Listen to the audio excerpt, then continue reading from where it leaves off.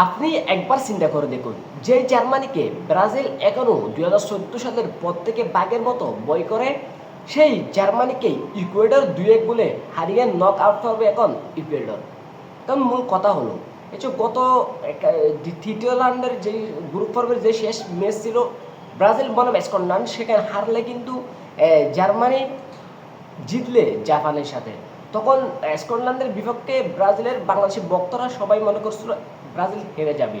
সেখান থেকে কিন্তু তাদের আরেকটা ভয় ছিল যে ব্রাজিল হারলে পড়বে জার্মানির সাথে, যদি জার্মানির সাথে তাদের খেলা পড়ে তাহলে তারা আর দ্বিতীয় পর্বে উঠতে পারবে না, তারা এখান থেকে জার্মানির কাছ থেকে হেরে আবারও তারা মানে সরে যাবে, খেলা থেকে বাদ পড়ে যাবে।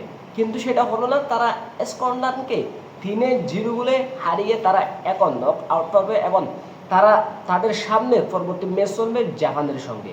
তবে এখন বিষয় হলো যে এই যে জার্মানিকে ইকুয়েডর কীভাবে 2টা গোল দিল, দক্ষিণ আমেরিকার এই এক দল যারা জার্মানিকে 2-1 গোলে হারিয়ে তারা এখন নক আউট পাবে।